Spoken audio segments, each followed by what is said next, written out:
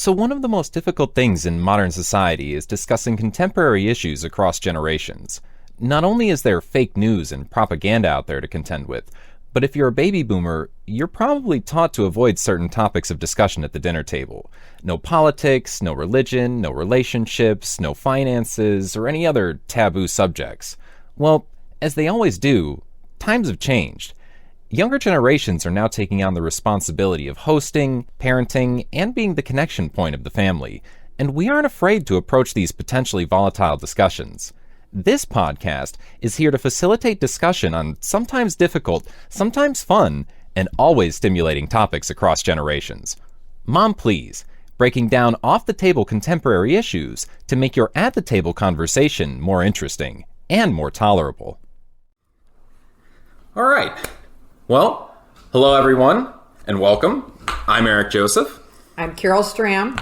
And we'd like to thank you for joining us today on the inaugural episode of Mom Please. So this is a discussion and debate show where I talk about a variety of topics that are kind of currently occupying public discourse, and I talk to them with my own personal OK Boomer, aka my absolutely lovely mother. How are you today, Mom? I'm great. I'm sure you have all your guests. You did give them these flowing introductions. So thanks for having me. I kind of just save it for you. You know, I just love you that much. Okay. So today I am both excited and, to be honest, a little bit terrified of the subject that you and I are going to talk about, which is transgender athletes in competitive sports. Right. So it's a topic that over the past several years has really kind of started to ramp up. More and more as more people begin transitioning, and we see this happening at younger and younger ages. And so we're seeing more and more young athletes involving themselves in sports, and these young athletes are transgender people. Now, there's growing concerns from a lot of different interest groups, both for and against transgender inclusion in these athletic spaces. Mm-hmm.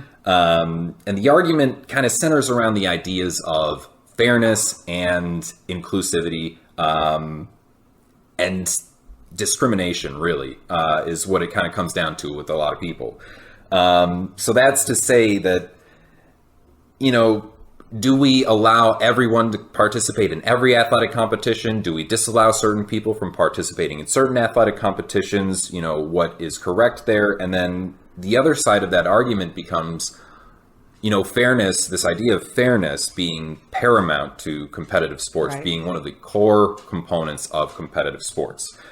So there are certain intolerable elements that can arise from allowing certain individuals who are perceived as having an inherent advantage to participate in any given competition. Right. So inherently, we're looking at the idea of either including transgender athletes in competitive spaces, or the other side is not allowing them to participate in competitions. So, you know, that's what it comes down to. Athletes in these spaces, specifically, in general, we're talking about male to female transgender athletes. Right. For the most part, you don't see an interest in transgender males wanting to compete in professional football or basketball, because it just doesn't happen, because there's a biological component to it. They right. can't compete in those spaces. So that's not the center of the conversation. For today, at least, it's not. More or less. And so, you know, this is starting to become a very difficult and sensitive topic lately, especially as more and more sporting bodies around the world are starting to make very direct rules regarding transgender athletes and their right to participate at the competitive level. Right. And what's really difficult about it is that we're seeing that it's become a political fire rod. Right. You are either, if you want the inclusion of transgender athletes, you're considered a flaming liberal. If you are someone who doesn't want transgender athletes participating, then you're seen as a staunch conservative. And that kind of thinking, that polarizing thinking, just doesn't do anything to advance the conversation.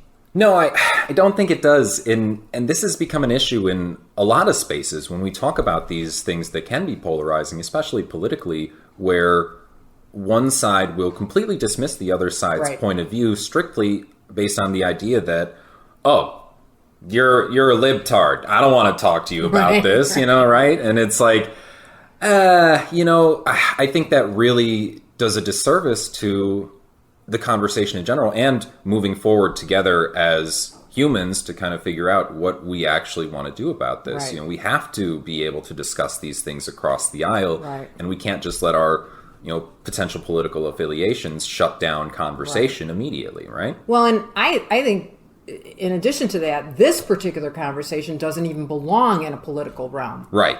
I agree. This should be outside of the political realm, but it's gotten there. So, that's where it's at this point. So there are a lot of reasons why this has become pretty difficult to discuss. And, some of those reasons are it becomes an issue of inclusion. Mm-hmm. If you include transgender athletes in women's sports, then it feels like women are being discriminated, biological women are being discriminated against. And if you exclude transgender women from these spaces, then they obviously feel Right. discriminated against. And at the end of the day, it also has a component of fairness to it, which, we are having a little bit of trouble figuring out right now. I think that there's a lot of scientific evidence that points towards at a certain point in time, if a male to female transgender person transitions after a specific point in time, they are perceived as having the inherent physiological advantages of having been born male and gone through male puberty. Yeah.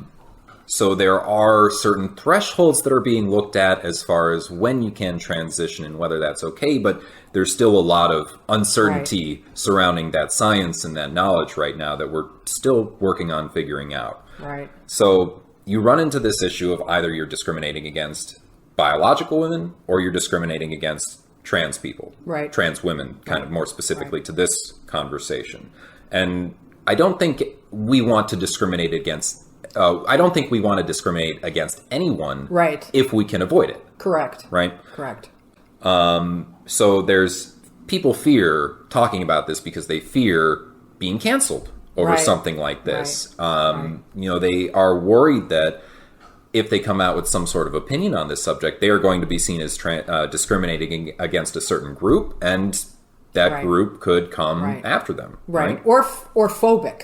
Or they seem phobic, Right, right? right, They seem either right, homophobic right, or right, transphobic right, or right. something along those lines.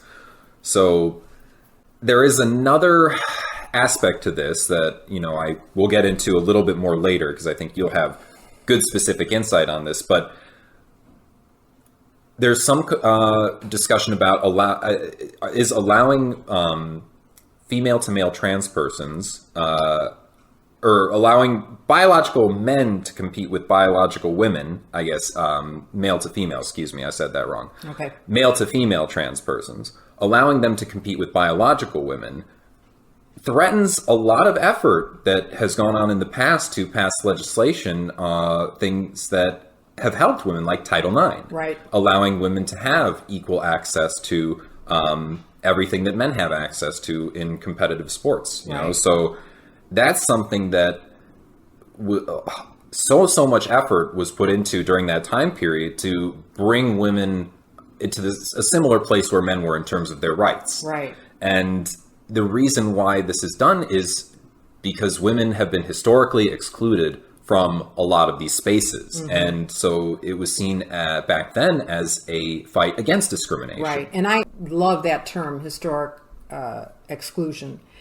And I think we'll revisit that notion a little bit later. But there is Absolutely. there is and not just back in the space when Title IX came out, but continues.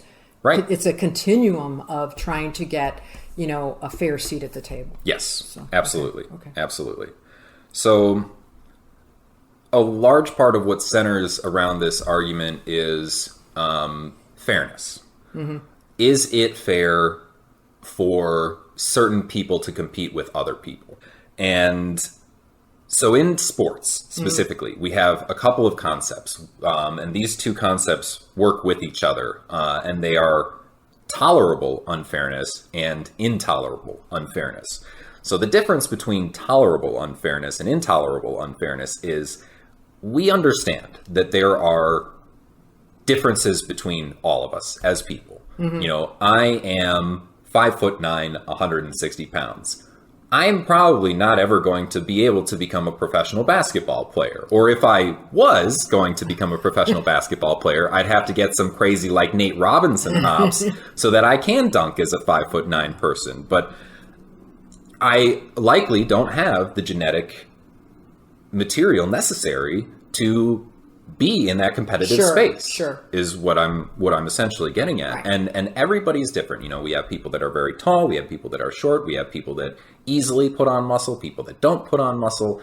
And these are the tolerable unfairnesses of the world, where we have both of us essentially, like me versus LeBron James, both of us essentially started at the same place. We are men, right? Right. And that is our basic component. But he was privileged and advantaged genetically to have the ability to grow to 6'8". I was not. And this is simple fact of life, that all of us have to accept. Right.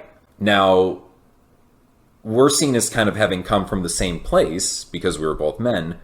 If you have men and women competing in the same space, that's seen as an intolerable unfairness because it is assumed that men in general in physical competitions where power, speed, strength, these type of things are more focused on and highlighted, this is where men tend to outperform women, mostly due to the effects of higher levels of testosterone, higher bone density granted through puberty, longer joints, so different kinds of torquing forces can be applied in certain situations.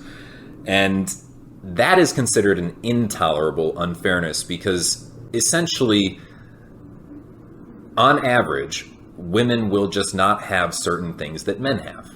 Right. And one of those things, for example, is testosterone levels, where you have the average woman has 0.7 to 1.6 nanomoles per liter of testosterone, whereas the average man will have 7.1 to 22.9 nanomoles per liter, which is in excess of 10 to 15 times more than the average woman. So, and we believe scientifically that testosterone has a very significant advantage in athletic performance. Right. So this becomes, that is why that is an intolerable unfairness, because essentially it would be incredibly unhealthy for women to try and elevate their testosterone levels to those 7.1 to 30 nanomoles per liter. There would be immense health risks associated with that. And we don't want to, as a group, encourage people to put their health significantly at risk. Right. Specifically just to compete in a competition. Although, fairness is interesting because in sports, you're competitive. So in general, it's not fair.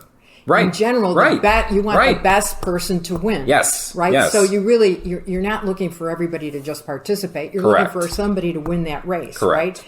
And that's why people will go to any lengths. That's why there's doping and there's been steroids, because people will do anything and everything to take that competitive advantage. Right. Eric, back in the day when I used to play competitive tennis at the local club, we used to joke about that athletes were always told that they could not be intimate before a competition because they would lose, male athletes would lose testosterone. But in my case, I would want to be intimate the night before because I thought I could gain testosterone. Mom, please. Oh, okay, sorry. I need to hear that. Okay.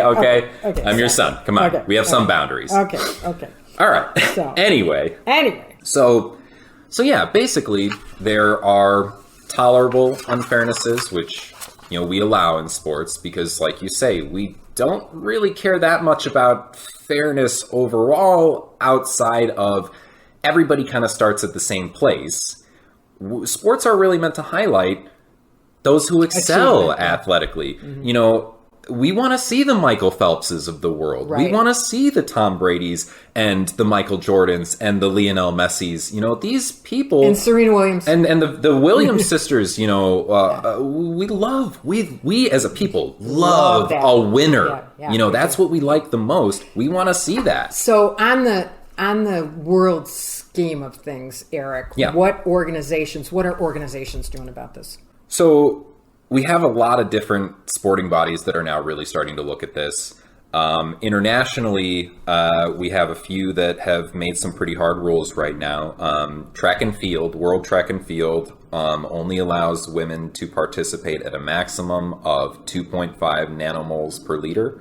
But that, Explain what that means. so there are, I kind of explained it a little bit before, but essentially everybody has a level of testosterone. Women generally have levels that are like 0.6 to 1.7 nanomoles per liter, whereas men generally have levels that are much higher, starting from like 7.1 and it going all the way up to 30 almost.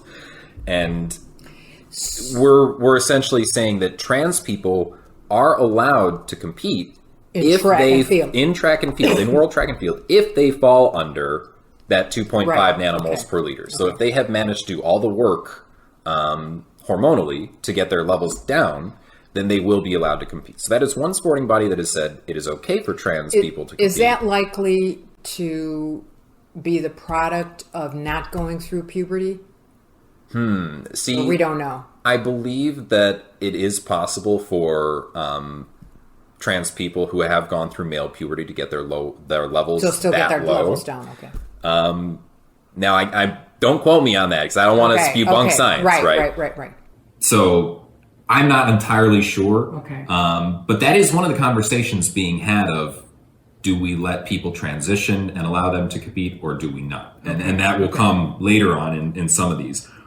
So World Aquatics has essentially stated that trans people are not allowed to compete, or trans women are not allowed to compete with women. However, they are establishing an open category, Okay. which will allow anyone to compete in: men, women, trans people, whoever. Now, I'm sure they'll be regulated to certain hormonal levels, or maybe not. Or maybe not. Because men are competing. So, Right, I mean, right? right. We'll see. We'll see with that.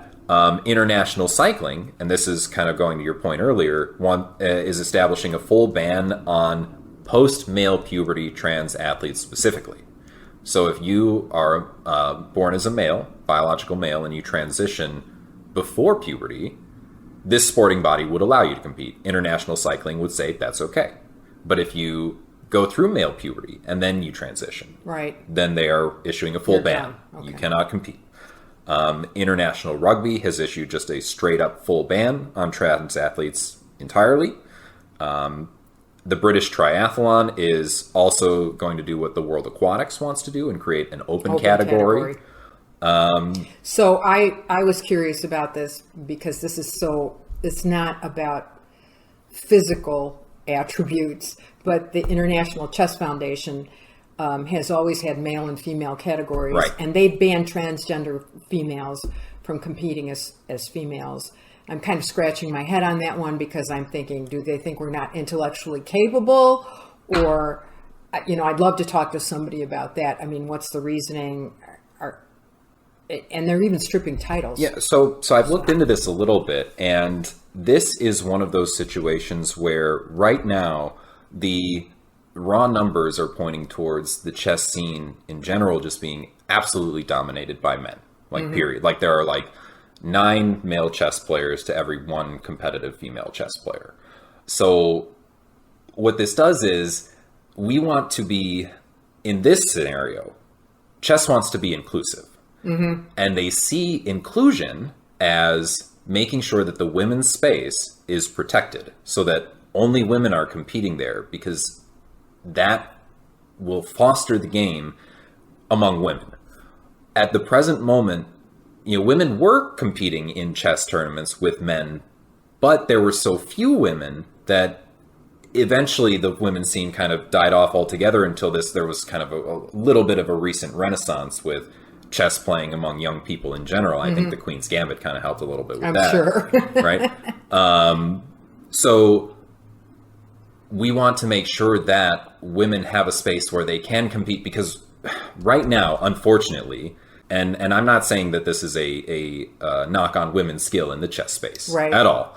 But right now, the highest levels of men in the game, the Magnus Carlsens of the world, they play at around a 28 to 2900 ELO rating. It's a matchmaking rating to determine how good you are in chess, and they are competing at a very, very high level. 2800 to 2900. Now, women, the highest rated women, are lagging behind that by about 150 points. So they are competing more at the 2650, 2700, 2750 rating at the absolute maximum. So if you do establish these, high level chess tournaments between men and women, the unfortunate fact is there's not going to be many women in the chess tournament itself, and right now there are no women that can compete with the highest level of men. But what I think is happening here is it's more because there just aren't as many women competing in the space. If you have the kind of standard bell curve, it's a lot more likely the more people you have that you get people on the ends of the bell curve. So I think if there were a lot more women competing in chess, you would absolutely see parity between the highest levels of chess players. You would see those women getting up to the 28, the 2900s. But I think right now, because the scene is very small for women, you have to foster the environment so that they have a place where they can feel like they're competing. Right. I mean, that's like the idea that years ago there were very few, if no, female CEOs in the corporate sector. And now there's many, and they're very capable. It's just we just didn't have access to those kinds of opportunities. And I'm sure that historically chess has been a male-dominated environment for a long time. So if that's the reasoning that they're trying to protect that and grow it, I get it. But, on its face, it sounds a little... it sounds kind of sexist, right? Yeah, it sounds a little... Yeah. It's a little off-putting. Yeah, so, sure, I can understand that. So we'll move on from there. Okay. So, what else is happening in governing bodies? So, that was kind of like international governing bodies. And some international bodies don't know what to do. FIFA specifically, soccer, or football for my, South Americans, Europeans, Central Americans. They don't know what the heck to do. They don't have an official stance on it right now. So, I think it's very tough. It's very tough for each of these bodies to figure out what they want to do with this. Right. And then you look at the United States. What is the United States doing specifically about it? So we've had a lot of legislation being thrown around and discussed over the past probably about 2 years as it relates to these trans athlete bans. And it's kind of... a lot has happened in the past year specifically, but we have the U.S. federal government is essentially leaving it to the states to decide. There is no, or there was a bill going through the House, and I believe it passed the House, might be in the Senate right now, but President Biden essentially said, there's no way that I'm going to sign this bill into law if there's anything in it about trans athlete bans. The federal government is washing their hands of this completely.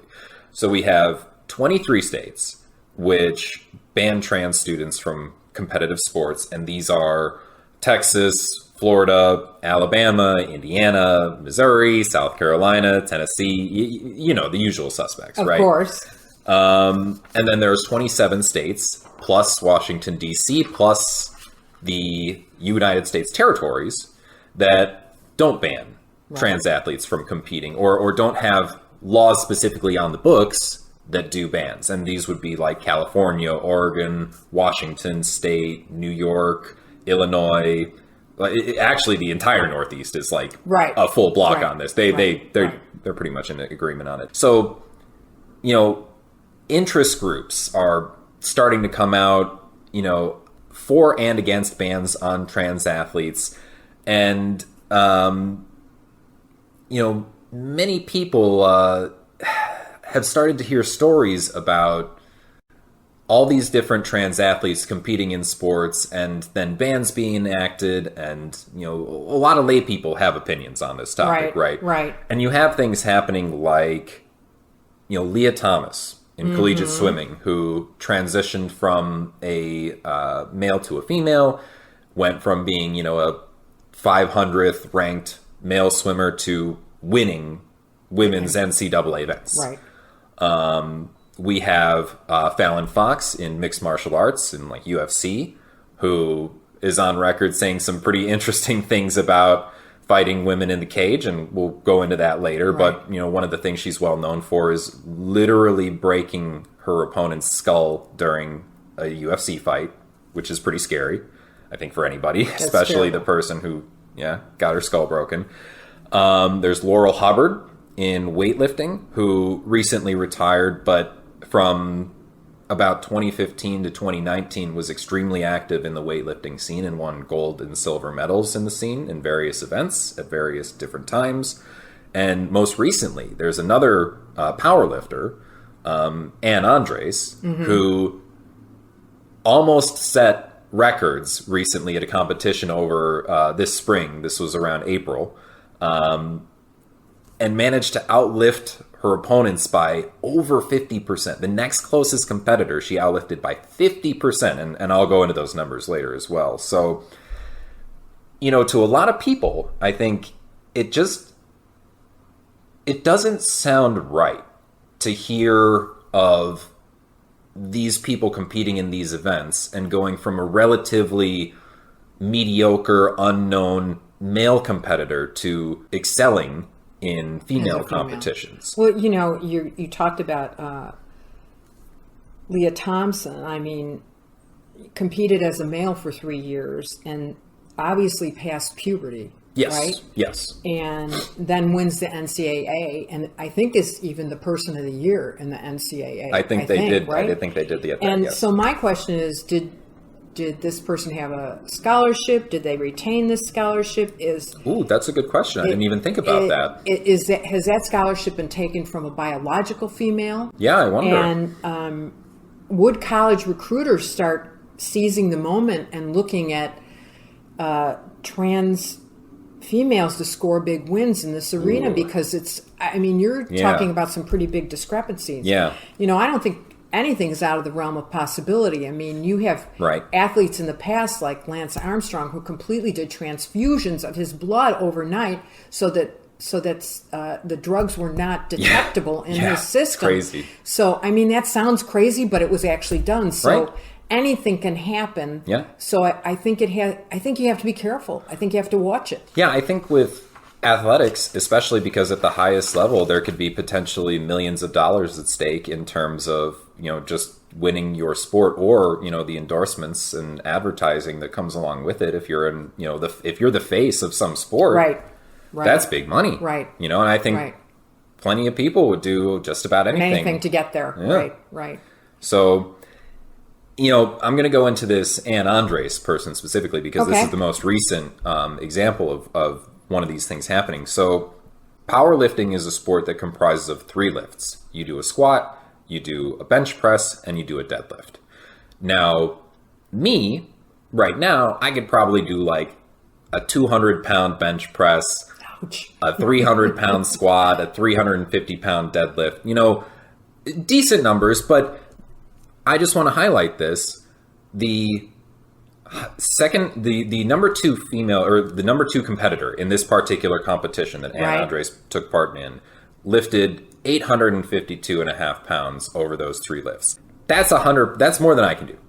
That's Right. absolutely more than I can do. And I'm not like, you know, I'm like, I'm okay. You know, not huge, but it shows that women, when they really put in the effort and they train their bodies, Right. can do amazing things. And then you have somebody else coming in who born biologically male. I don't know when this person went through, you know, Right. their When transition. they Could have been transitioned, after yeah. puberty, could have been before, probably after. They lifted 1,314 pounds. That's 460 pounds more than their next closest competitor. That's over 50% more weight lifted. Right. Over 3 lifts. Right.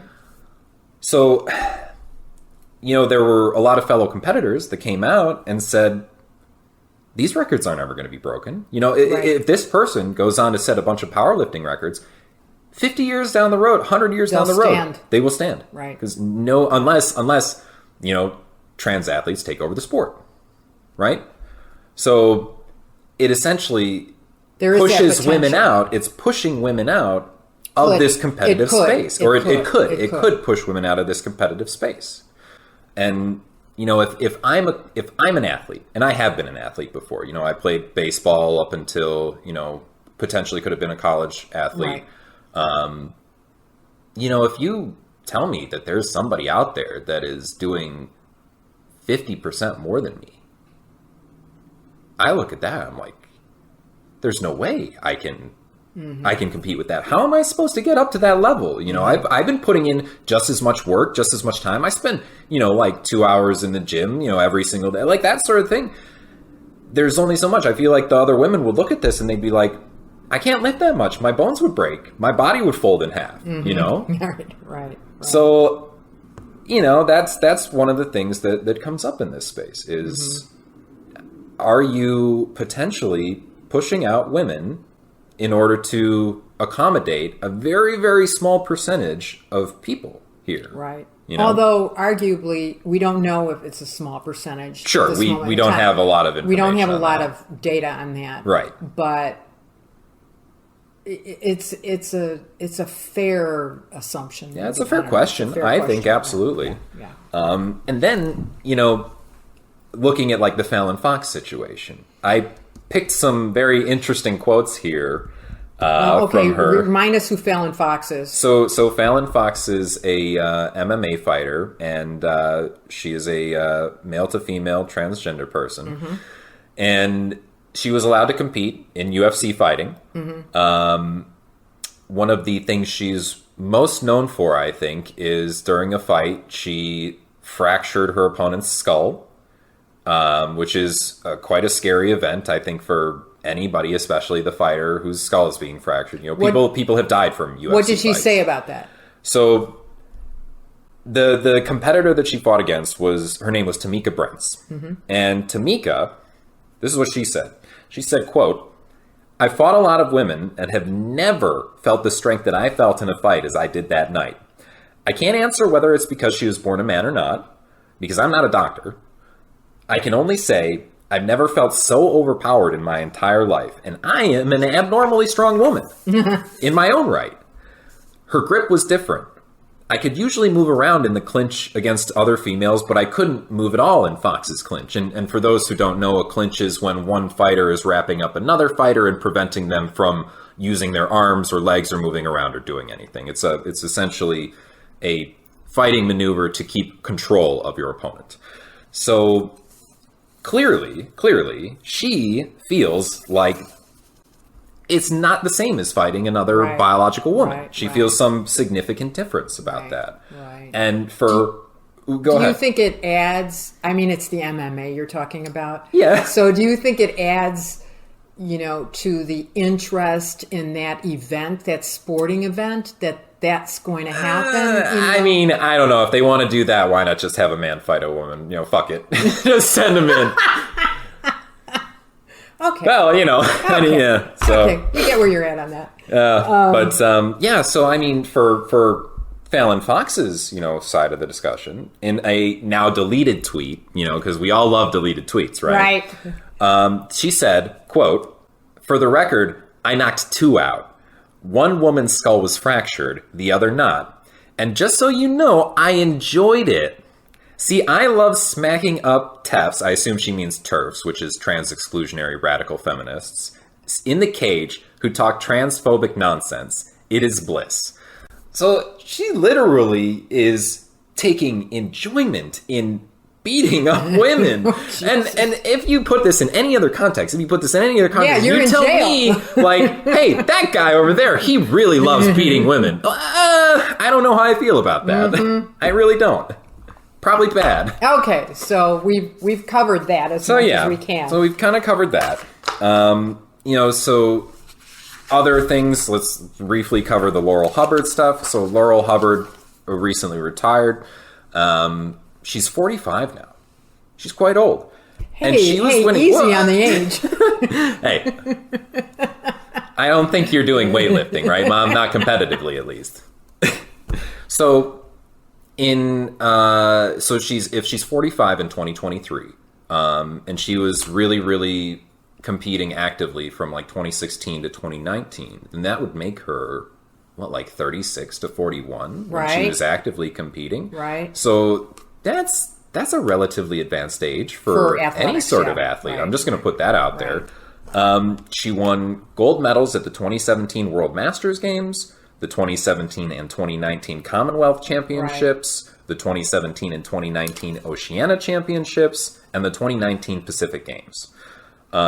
She won a silver medal at the 2017 World Championships. So clearly, a very, very strong competitor in that specific time period, especially looks like from 2017 to 2019. Mm-hmm. And, you know, I find it amazing that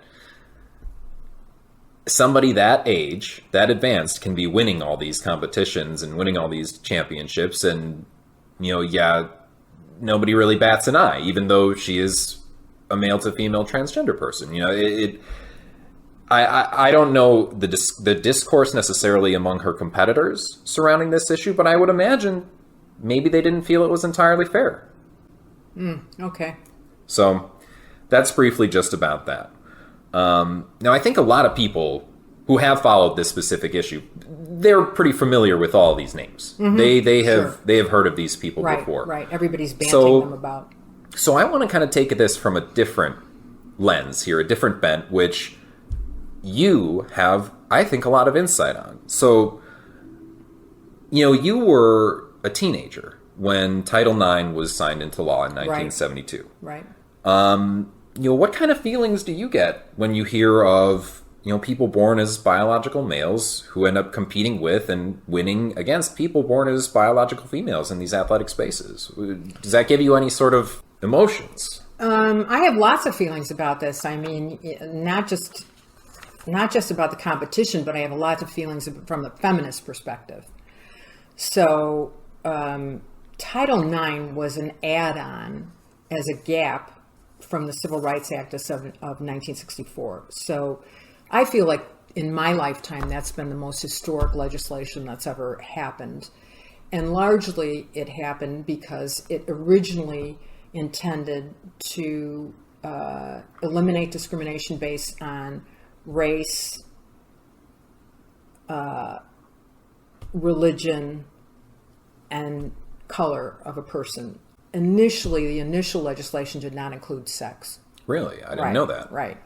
And so it got a big groundswell. Kennedy was in favor of it. JFK is assassinated. Lyndon Johnson takes it on as his personal issue to get this passed through the House and the Senate. And essentially he did just that. And at the legend has it that at the last minute, one of the senators came through and added sex to the bill. Okay. Thinking that it would not pass in the southern states. Really? So they added it to make it fail. Right, and then it actually did pass. No way. Wow. So then That's women became protected. However, at that point, there was a gap, and it took from 64 to 72 to come up with Title IX. And Title IX provided protections in the educational arena.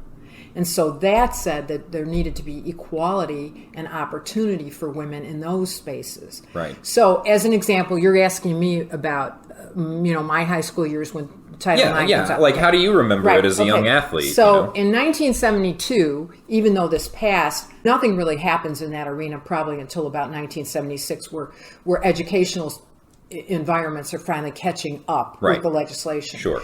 So during my high school years, I went to all-girl parochial school. Okay. So they had a separate organization for women, so we could compete with the other parochial schools in volleyball and softball. Okay.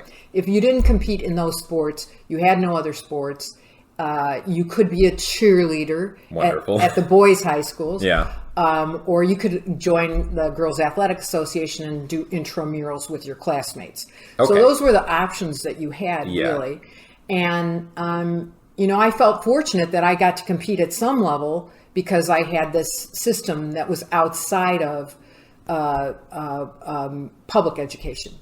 But Yeah. then as time goes on, then all these opportunities arise for young girls in the public high school arena, and then all the sports become on big for girls in high school. Right. And I think that once girls started winning championships at the state levels in high school sports, Yeah. then the athletic directors finally caught on that they could get a number of state titles for their schools Yeah. in the female arena. Oh, so they're catching on. They're like, Right? hey, we got an Right. idea here. Right. So then I think it becomes a bigger deal. Yeah, okay. And then I really don't hear much about, honestly, even till this day, about college athletics for women, with the exception of, now we've heard about Leah Thompson. Leah Thomas, yeah. Thomas. We hear about her, but we also have heard chapter and verse on the UConn basketball team, yeah, because absolutely. they were a powerhouse. Right. But outside of those situations, you still hear about Clemson football, and you still Sure, hear Alabama about Villanova basketball. I mean, you still hear Oh, about. thanks, Mom. I think you hear more about Duke basketball. Okay, you know. Duke basketball. So you hear about those more than you hear about the women's sports. Yeah. But that's how I remember it. I remember it. For me, it was good. It wasn't good for my friends who were in the public arena, public Yeah. school arena. What do you think it would have been like if there were no Title IX? If that had never passed? What do you Well, think if Title would have IX happened? didn't pass, I think we'd see the same old, same old. Yeah. I don't think that there would be this big movement for women's sports, and there would be discriminatory practices in terms of the monies spent, Right. Yes. which would affect the programming. Yeah, I think so. Okay, so I think women would still be lesser than without Title IX. You know what I think would have happened without Title IX? You know how the U.S. wins all these gold medals in Olympics? Right? You know which gender is more responsible for that? Women. Mm-hmm. And one of the reasons for that, I fully believe, is because with Title IX, you have all of this money being poured into men's football programs. That's not an Olympic sport. Now, all that money and all those scholarships, those 50, 60, 70 scholarships that they have for these football players, that has to be reflected in women's sports. Right. So you have 50, 60, 70 scholarships being placed in women's volleyball. Right. What other kind of sports? Women's soccer. Right. Swimming, gymnastics, Tennis, tennis, right. all these sports that are Olympic sports, especially like gymnastics and swimming, where you can win a ton of medals. Right. So without Title IX, I honestly don't think the United States does as well at the Olympics every year in terms of gold medal count. Absolutely not. Right. Right. Because you don't have all that extra funding going to Right. all these women's Yeah. sports that are Yeah. Olympic sports. That's interesting. Well, the other thing about Title IX and the NCAA is that I believe so many women have benefited from scholarshiping Yeah. because of this. And generally speaking, there are not as many professional athletic opportunities for women as there are men Right. post-college, Right. That's true. So I believe you've seen a lot of women make inroads in the corporate sector and in their careers because they got the benefit of a college education that they wouldn't have gotten. Through the scholarship that they Through the received. scholarship Oh, that they yeah, received. yeah, that's true. So I do think it's just not limited to The athletic athletic space. part of Yeah, it. true. It's also related to where these folks end up Yeah. ultimately. Yeah, that's very interesting.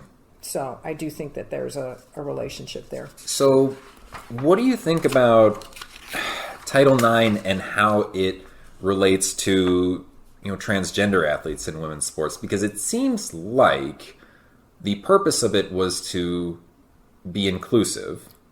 So, is that idea of inclusion with the way Title IX works, is that compatible with trans athletes in women's sports?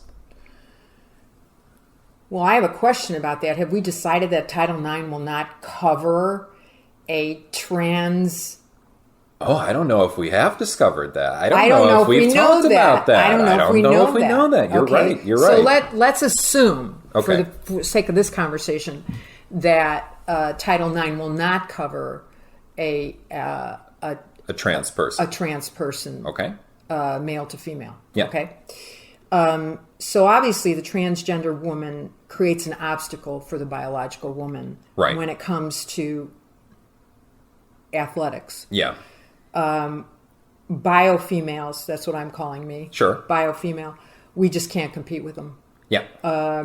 And let me give you one simple example. If you take a professional golfer, male golfer, he drives the ball upwards to 350, 360 Pretty far. yards, Yeah. right? Yeah. The top female golfers top out at about the high 200s. Maybe somebody gets to about 316. Sure. But for the most part, that's a significant difference. Yeah. Oh, absolutely. So it's not an accident. It's biological. It's muscular. It's body composition. It's structure. It's all of that comes Yeah. into play. You know, Caitlyn Jenner, as an example, is a very avid golfer, and she will not compete with the females at her club because she says herself she will just blow them away. There's Yeah. no way that they can compete with her. Yeah. So I'm pretty much wholly opposed to the NCAA providing scholarships to a trans woman if a biological woman loses out on the scholarship opportunity. I think that makes sense. Okay? Yeah. And it will erode all the progress that has been made since the beginnings of Title IX, Right. since the beginnings of the Civil Rights Act of '64. I just don't see how that comes into play. Yeah. I mean, you yourself lived through essentially one of the most transformative time periods as it relates to feminism, Right. women's rights. You had the Equal Pay Act of 1963. Right. You have the Civil Rights Act of 1964, which you already mentioned Right. was even amended to include women. Right. You had 1972 was Title IX. Right. You have 1973 was Roe v. Wade, which we're learning now apparently is still a hot button topic Oh, it's horrible. and Right. up for debate, I guess. Right. So, you know, it seems like there's so much work that has been done, and to me, this is, you know, obviously coming from my youthful male perspective, so I don't really know necessarily a lot about this, but I would feel awful if all these strides had been made in the past and it felt like there was something coming along that threatened to erode all of that effort. Absolutely. Look, I'd love to speak to that. So you have the Equal Pay Act in 1963, for example. Progress is slow. Right. Very We're slow. still arguing about equal pay nowadays, Okay? right? So women still earn 80% of men's salaries. Yeah. Okay. Now that's way better than it was, trust me, but it's still not equitable, right? Sure. So we're not there yet. No. And for example, if you are on the winning championship team in the NBA, your typical bonus is $240,000. Okay. Okay. If you're on the winning WNBA team, Oh, geez. I don't even want to know this number, I don't think. your bonus is $11,000. Now, 11,000? don't get me wrong. I understand the economics man. of the situation.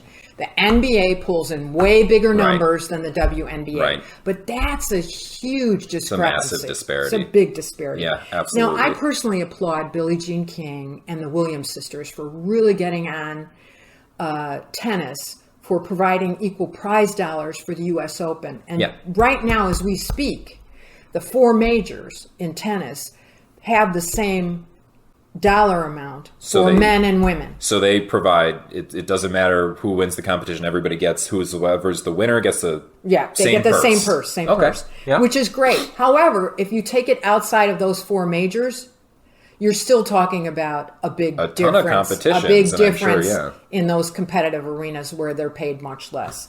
So that does happen. Mention Roe v. Wade. Yeah. Okay, so now this is not necessarily directly related to what we're talking about, but where it is related is in the sense that in 1973, Roe v. Wade passes, and states are allowed to provide legal, termination of pregnancies for women. And this is basically putting a woman in charge of her own reproductive rights. Right? It's the my body, my choice argument. My body, my choice. So now it's been overturned. Yes. So all these years later, it's been overturned. In my world, it is my body, my choice, and these keep your religious point of view out of legislation. Right. Yeah. Period. That's all I'll say Sure. about that. Yeah. Move on. And other feminist points of view that we have to consider are, as of Title IX, 42% of colleges were female. Now That's back in the 70s. Right. Yeah. And now we're well up over 50%. We can't conclude any conversation without talking about Ruth Bader Ginsburg. Right. She went to court on behalf of women to get rid of these protectionist laws that we had, where women were thought of as less than relative to men and couldn't fend for themselves. Yeah. And she took that to the bank, right? She did. For us. She really did. And then I think we also still miss her presence on the Supreme Court right we do. And then, of course, we have the Equal Rights Amendment, which hasn't passed as an amendment in the United States, although 38 states, which is the amount that you need to amend something, have voted for it. But it took so long that it hasn't passed, and there was a sunset on that. But it's very interesting in pursuit, and maybe somebody will, rise up against that and try to bring that back as an option for women. Sure. So there's been lots of opportunities to try to make women in general more equal. Yes. And we're still not there. Yeah. And now we're taking a situation in this arena which could, and I'm saying could, take away from that progress. Right. Yeah. Now you touched upon something interesting. So legally, right, there are people trying to write laws, and there are people writing laws, both, at the federal level. Like I mentioned, there was a trans athlete bill that was going through the House, or that did make it through the House. And I believe I mentioned that Joe Biden said he wouldn't pass that. So that's kind of, done. But all these other states are enacting a lot of bans on trans athletes. And so here's where I'm going to bring it to the other side of the argument, where there should be consideration for this, where anytime a bill gets put in front of any legislative body, it's not just whatever the title of the bill is. Like if there's a trans athlete bill, that doesn't mean that they're going to only be dealing with trans athletes within the bill. There's going to be a lot of other fluff in there. There's going to be a lot of other stuff that they're trying to push through that they want to be included in this. And, so that feels to trans people like their rights are being destroyed in the public space, because you have all of these different states that are essentially saying, here, we're going to ban trans athletes, but also we're going to ban, you can't use a bathroom that's not based on your assigned birth gender. You can't do drag shows. You can't do drag book readings, no drag people in general, like get rid of that. There's all this stuff that's being done, especially in these southern states, to essentially eliminate trans people from their state. They're like, we got no trans people here. Look, it's in our laws. You can't be trans, right? And I think that's something that is absolutely what makes this a highly political issue, and something that it adds to the dimension of why it's difficult to talk about. Because when, like a person, like if I said, I believe that trans people should be fully banned from sports, legislated, then I'm essentially to trans people, supporting all the other stuff too. Right. And that's why, if I put forth that opinion, I might get called a bigot, and that side would shut down conversation with me because they think that I support something that maybe I don't. I don't. That's why it has to be conversational. It has to be point by point, understanding exactly where both sides are coming from, and how it impacts both sides. It's not. Yes. It's just not. It's not a light switch situation. Right. It's not. It's either on or Or it's off. off. Yeah. It just isn't. It just isn't. So I like what Illinois is doing. What's Illinois doing? We're starting to consider. That's each- where we are, by the way, Yeah, in case by you the guys way, are wondering. welcome to This is Illinois. where we live. This It's is cloudy Chicago, out, you know, right, yeah. beautiful. Yeah. We're starting to consider each athlete on a case-by-case basis. Okay, so what does that mean? It means that depending on the sport, they may look at the testosterone levels. They may look at how people compete with each other, what's necessary to compete in that space, Yeah. and evaluate whether or not that trans person can participate in that particular sport. So essentially, This is at the high school level. Yeah, okay. So essentially, kind of what that means is that, like, if a trans person is competing and not absolutely completely dominating by like leaps and bounds in whatever their chosen sport is, Right. like that Ann Andres, Right. woman that we talked about earlier, they'll probably be allowed to keep playing whatever their sport is. Whereas if they are absolutely dominating and it's to the point where biological women are just like, I don't even want to compete with this person, then Right. likely they will ban that person from Right. competing. That I'm trying to seems think be of a what it is. sport that would be a good example. Say, for instance, soccer, Okay. where it could get physical. Yeah. And maybe somebody poses a physical threat Sure. because they're just too strong to be on the field. Yeah, like they might make a tackle that has a much higher chance of breaking somebody's Right, leg or right, something right, like that. something like that. Yeah, So, sure, anyway. sure. For me, here's the bottom line. Yeah, what do you think? Okay, so as a mother, if I had a trans kid, I would want the best possible outcome for them to participate in their sport of choice, right? Right. And what does that mean? I mean, for me, I like the Illinois method. Yep. That's not gonna make everybody happy, though. Right. Right? Because they just are going to think that they should participate at any given cost. I like the idea of looking at hormone levels and this idea of transitioning and when somebody occurs. transition and Yeah. looking at the levels and can you suppress your levels and whatnot.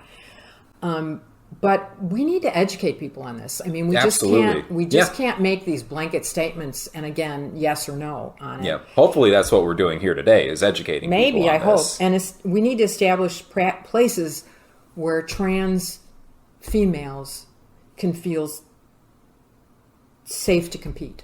Yeah. Right? Okay. Yeah, I think so. Whether that's an open division, I don't know exactly Sure. what that means. We don't know what the answer is right? I don't know what necessarily the answer between is us, completely. yeah. But in most cases, I think that there are ways through this. I think there are ways to make biological females and trans females feel that they can compete at a level that makes sense. Yeah, I think so. I mean, I agree with you. I hope that there is some inclusive option that allows people to feel like everybody is being supported and everybody gets the chance, the fair shake at, competing. I think that it's difficult Right. to get to that. Right. And that's what makes this such a hard conversation. But I think we're trying. Right. And I think we're in progress. Yeah. We're in process. Yeah. We're in progress, however you want to say it. If you don't agree with us today, don't cancel us for our perspectives. We're trying. We're looking for open dialogue. We're looking to learn ourselves. We're looking to be better informed. Yes. I mean, that's just it in a nut. So Well, thanks for that's having great. me today, Yeah, Eric. you know what? That was great. Thank you for sharing all your insight, especially about, Title IX and everything from the 70s, till now. Right. It was great. So I think with that, Okay, we've come to the conclusion of our episode. I gotta go to work. I'll see you later. I'll see you later. Hey, I thought you said we were going to get lunch. What? Hey, I thought you said you were going to get lunch. You said you were paying. Oh, well.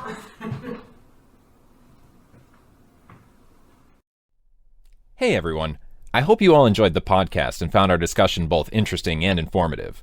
Now, I know that not everyone will always agree with some of the takes on the show, and that's the point.